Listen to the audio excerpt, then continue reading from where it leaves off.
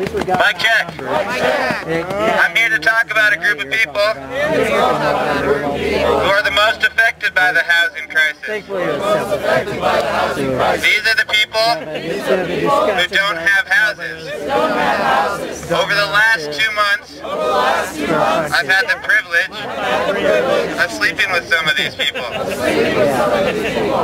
Not in that way.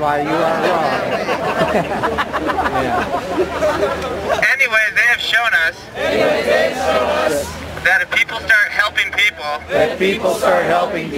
we can make it through anything.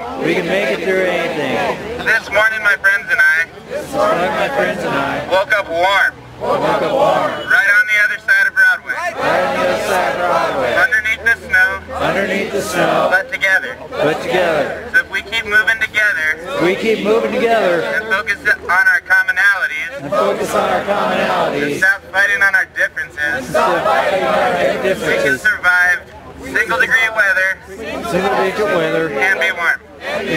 Thank you for coming out today. And joining us. We couldn't do this without your help. Thank you for the coffee. For all the food. Sleeping bags. And the drum circle tonight at 7 o'clock. Let's all jam. Mic check. What I have to say is really complicated. My name is Randall Lowe. I come from a suburb of Philadelphia called Cheltenham. I come from a suburb of Philadelphia called Cheltenham. And I was privileged all my life. I have a bipolar disorder. And at the point I was born, my mother basically threw herself out on the street, out of the car.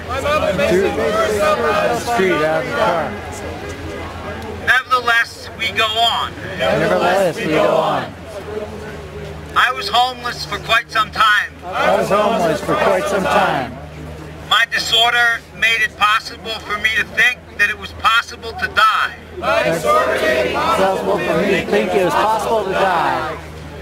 From taking my life. And so just at the point of 9/11, I was in a coma in a hospital. And if you want to, you can check it out on Google. Ever since that time, I've worked for the people who suffer, who are on the street. Because no one should be in that circumstance. And because I have an education and privilege,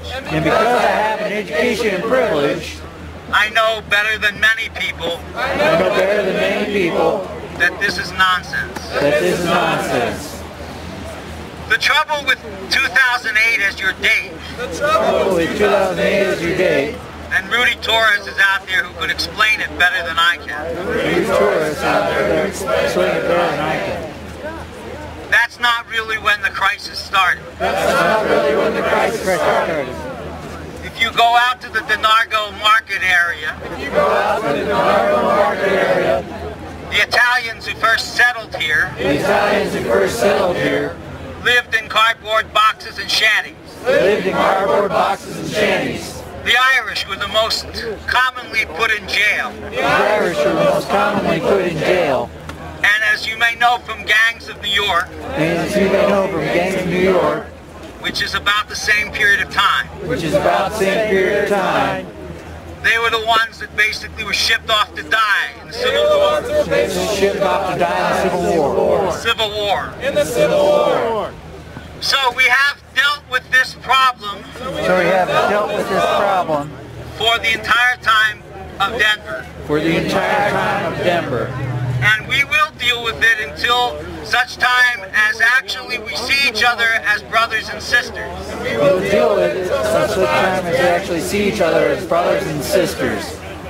I walked down here from shoveling snow. I told Anthony I was going to be here, but I didn't know quite when. And I came woman who spoke broken English. I came upon a woman who spoke broken English. She obviously had no clothes on except for like a small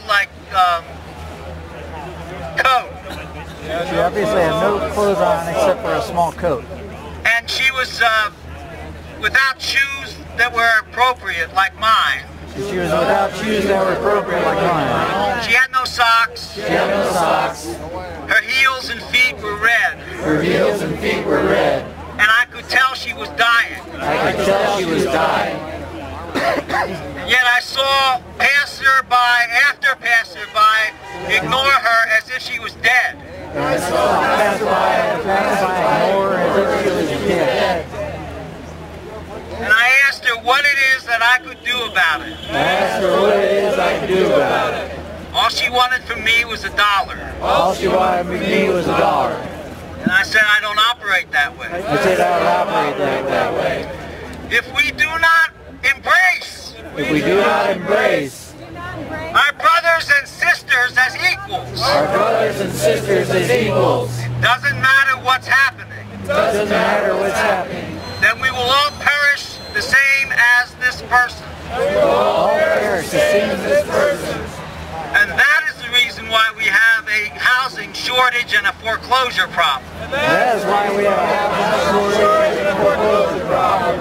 It has nothing to do with the greed of banks. It has nothing to do with the greed of banks. But as you said when you were talking, it has to do with what is in our heart. As you said when you were talking, it has to do with what is in our heart. And the trouble is you have to start from here if you're going to do something out there. And that's the hardest part, because you yourself are fucked up just like me. And when you first get that in your head, then you can do something to help. Chuck, though, man. Woo!